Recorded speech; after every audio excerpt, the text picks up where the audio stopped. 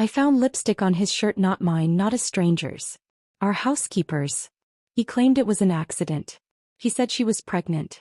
I didn't say a word, until I received the DNA test results. What came next was beyond anything I could have imagined. I rehired her, as my live-in witness for the divorce trial, and his former mistress. Oh, and I kept the house. The lipstick was crimson, a shade I'd never wear. I froze in our laundry room, my fingers trembling as they touched the unmistakable smudge on Jackson's crisp white collar. Ruby red against pristine cotton. The washing machine hummed beside me, oblivious to how my world had just tilted on its axis. I'd seen that exact shade before just yesterday on our housekeeper Anna's full lips as she smiled and cooed at my daughter.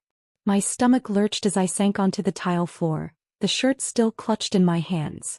Just 2 years into our marriage, with our 1-year-old daughter sleeping peacefully upstairs, how had we arrived here?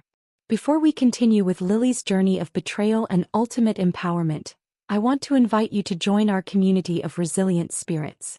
If these stories of women reclaiming their power resonate with you, consider subscribing.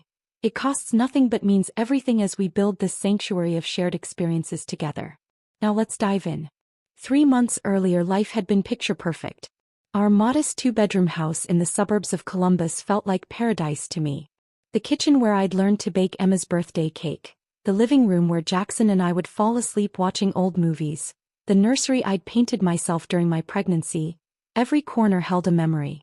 Jackson's accounting job at Peterson and Associates provided enough for us to live comfortably. Not wealthy by any means, but we managed. My decision to leave my receptionist position at the dental office had been practical. Childcare costs would have eaten most of my paycheck anyway. Some days I missed adult conversation, but watching Emma discover the world made every sacrifice worthwhile. "You've got it all, Lily," my sister would say during our weekly calls. "The husband, the baby, the house." And I believed her. Jackson brought me coffee every morning before heading to work. He'd kiss Emma's forehead and mine, promising to be home for dinner. We'd built a rhythm, a life that felt secure and warm. The first hairline fracture appeared in February. Jackson missed dinner on a Tuesday, not unusual with tax season approaching. But when he stumbled in at 11 p.m., his excuse about a client emergency felt rehearsed.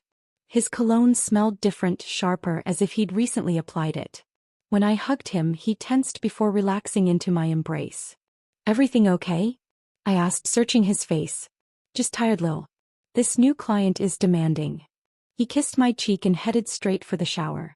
That night, I stared at the ceiling, listening to his even breathing beside me, wondering why my instincts were suddenly on high alert.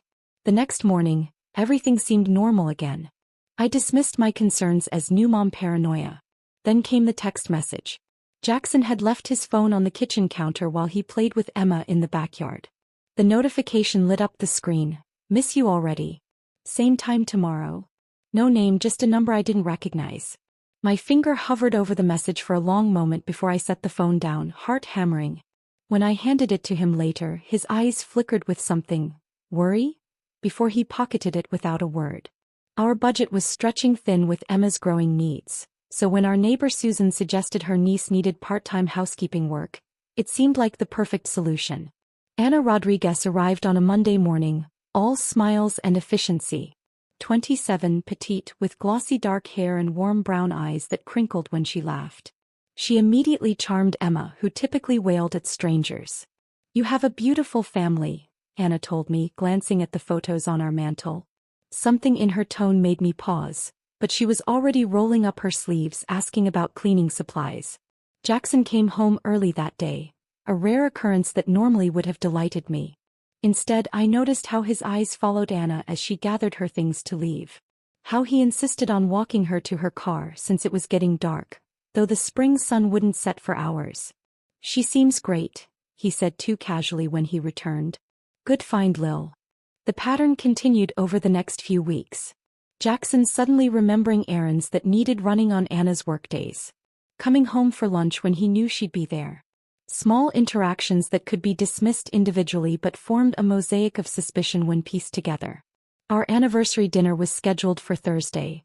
Reservation made weeks in advance at the Italian restaurant where we'd had our first date. Emma would stay with my mother, giving us a rare night alone. I'd bought a new dress, scheduled a haircut.